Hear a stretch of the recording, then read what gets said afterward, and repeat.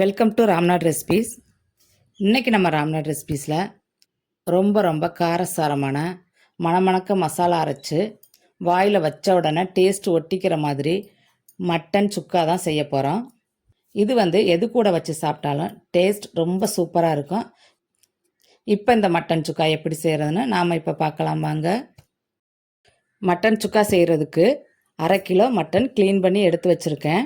Clean பண்ணி எடுத்து வச்சுருக்கிற மட்டனை இப்போ குக்கரில் சேர்த்துக்கிறேன். சேர்த்துட்டு கூடவே 1/4 தேக்கரண்டி மஞ்சள் தூள், இந்த மட்டன் வேகிறதுக்கு தேவையான அளவு உப்பு, 1 கரண்டி இஞ்சி பூண்டு பேஸ்ட்.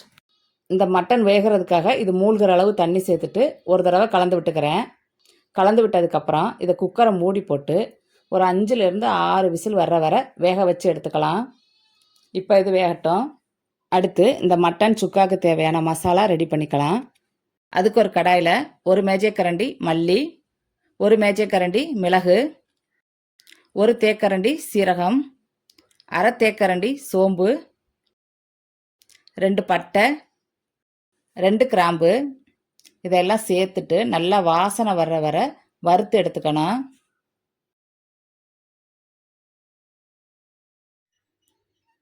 மசாலாலாம் நல்லா வெடிக்க ஆரம்பிச்சிருச்சு.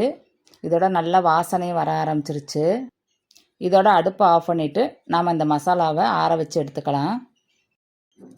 மசாலா ஆறினதுக்கப்புறம் இதை ஒரு மிக்ஸி ஜாரில் சேர்த்துக்கலாம். சேர்த்துட்டு இதை நல்லா நைஸாக அரைச்சி எடுத்துக்கணும். இந்த மாதிரி. இப்போ இது ஒரு ஓரமாக இருக்கட்டும். அடுத்து மட்டன் வெந்துருச்சான்னு பார்க்கலாம். மட்டன் நல்லா சாஃப்டாக வெந்திருக்கு. இப்போ சமைக்க ஆரம்பிச்சிடலாம். அடுத்து ஒரு கடாயில் 2 மேஜைக்கரண்டி எண்ணெய் சேர்த்துக்கணும். எண்ணெய் சூடானதுக்கப்புறம் 1/2 தேக்கரண்டி சீரகம், 2 காஞ்ச மிளகாய், 1 கைப்பிடி முந்திரி பருப்பு சேர்த்து நல்லா வறுத்து எடுத்துக்கணும்.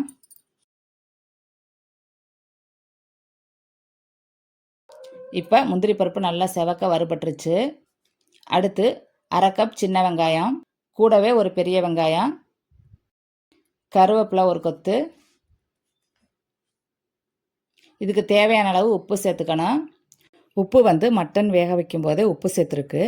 அதனால் இதில் கொஞ்சம் கம்மியாகவே உப்பு சேர்த்துக்கணும். உப்பு சேர்த்துட்டு இந்த வெங்காயத்தை நல்லா கண்ணாடி பதத்துக்கு வதக்கி எடுத்துக்கலாம்.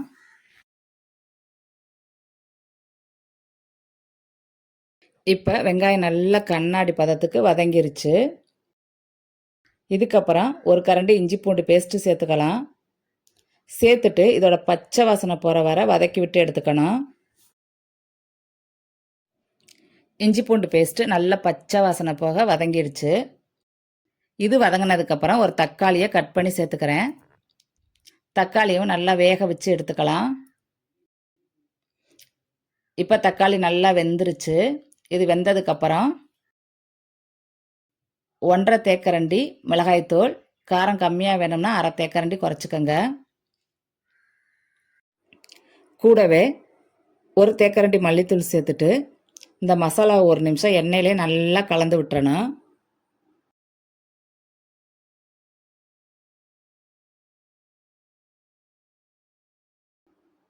மசாலா வதங்கினதுக்கப்புறம் நம்ம வேக வச்சு எடுத்த மட்டனை சேர்த்துக்கலாம். கூடவே மட்டன் வேக வச்ச தண்ணியவும் சேர்த்துக்கணும். சேர்த்துட்டு இதை ஒரு தடவை கலந்து விட்டுக்கலாம். மட்டன் ஆல்ரெடி நல்லா வெந்துருச்சு. அதனால் தண்ணியை நல்லா வற்ற வைக்கிறதுக்காக ஹை ஃப்ளேமில் வச்சு மூடி போட்டு தண்ணி வத்துற வர வேக வச்சு எடுத்துக்கணும். இப்போ மட்டன் உள்ள தண்ணி எல்லாம் நல்லா வத்திருச்சு. இப்போ ஒரு தடவை கலந்து விட்டு எடுத்துக்கலாம்.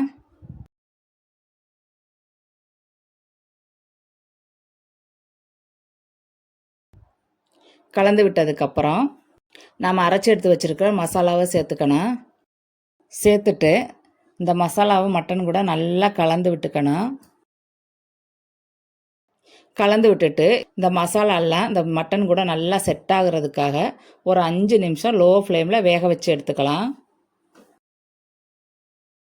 இப்போ மட்டனில் நல்லா மசாலாலாம் நல்லா கலந்து சூப்பராக வந்திருக்கு.